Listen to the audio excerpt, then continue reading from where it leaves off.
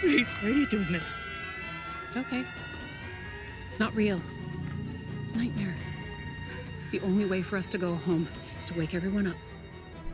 What's the deal, my people? You know what it is, Don Tony Teflon, and I'm back at you another one. And in this Fromville, one thing remains clear. The most important thing that these people are trying to do, and that is go home. How do they go home? How do they get out of this whole mess?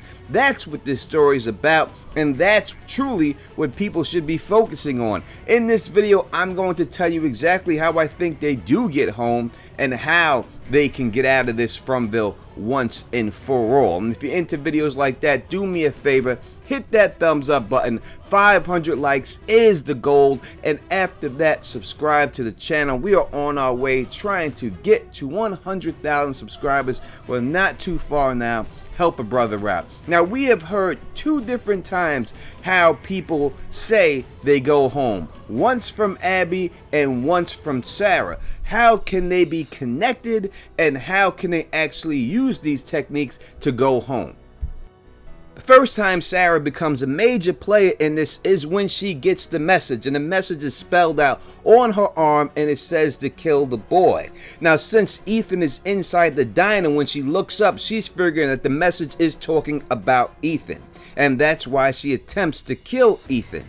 But why does she try to kill Ethan? Why does she try to kill the boy?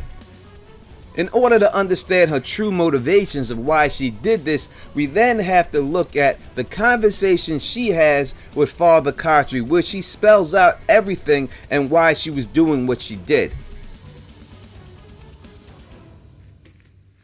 They said they wanted to help, that they'd been here a long time, and they'd been waiting for someone to come who would hear them, someone who could help them.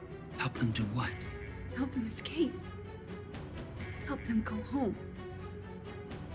They said they were just like us. So the people communicating with Sarah have been there a very long time, as she said. She also says that they're captured just like them, and that they want to go home. And they gave her the message saying, kill the boy and we can all go home. They told me those two cars were coming, and to stand out near the edge of town, and I would see. They said it happened before. That two cars came on the same day, and everyone died. They said it was because of the people in the cars, but if I did what they said, then we'd be safe. Now, these people who are locked up told Sarah things that she would not have known, and they couldn't have known unless they were real. And that's the point that Father Cartry's trying to see, is she truly telling the truth? And she tells a story about when the two cars came before. That's when everybody died, and they said it was because of the people in the two cars specifically. Now, does that mean the people in two cars killed everybody, or does that mean that the people in two cars caused this destruction? Now, only one other person knows about this story, about the people in the two cars, and who is that person? That person is Victor. I was just trying to get a head start this time.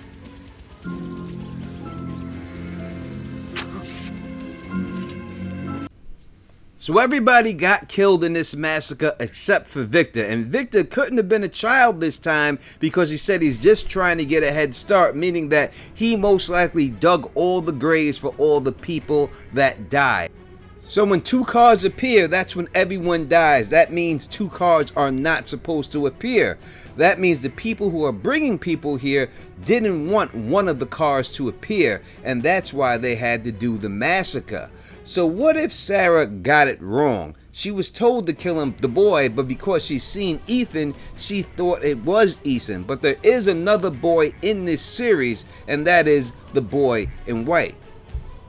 And when we see Victor first see the boy in white after the first massacre, it's not the same massacre we're talking about with the 2 cars, because this happened much earlier and Victor would no way be able to dig graves for all these people at this age. Now when Sarah is talking to Father Khatri about the creatures that are captured and he wants proof that they're real, they force her to draw a picture. Drawing is a big thing in this show, as we know. They force her to draw a picture and they control her hand and draw a picture. And this picture is from something that Father Khatri buried. Now he buried it in the spot around the rocks where he likes to pray, where he first got here. And he goes out there and retrieves this. He opens the bag up and he has a bottle of whiskey, he has the bloody clothes, and then he has a chocolate pack. Now when we look at this chocolate pack, we can clearly see the name of it, and the name of the chocolate is Cosmo Chocolates. Now, we were informed about people who were captured. They seen him and they made Sarah draw this package of Cosmo chocolate.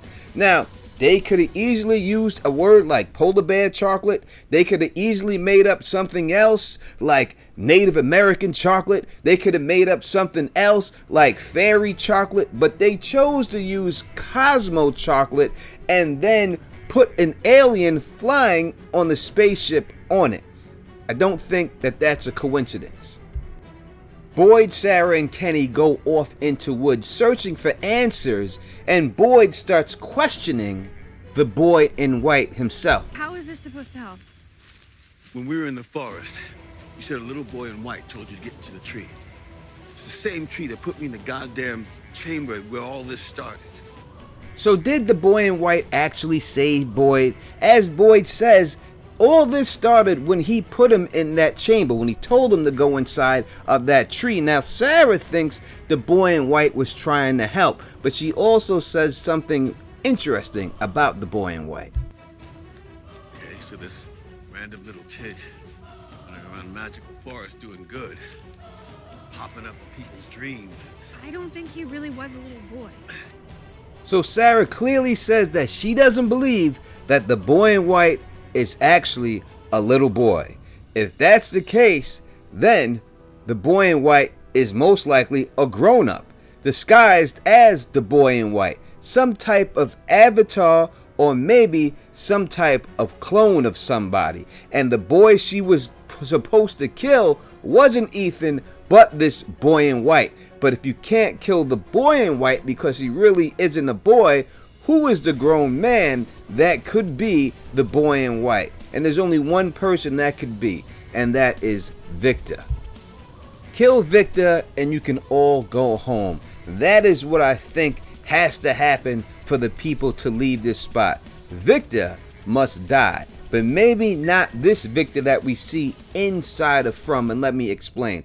When we see the new trailer, we see a bottle tree outside the man I believe is Victor's father's house. Now, most likely Eloise put this bottle tree there as a symbol that maybe after escaping that she would be able to get her mother to come home through it. But there is a possibility that this was here before she even got caught up in Fromville, and that makes it seem more like what Abby was saying, a dream type of a sequence where dreams come true. But if you look inside of the house and they show you the pictures of Eloise, and we know it's Eloise in the sweater, we can see that there is a picture of Victor, but not the Victor that we know, a picture of a teenager type Victor.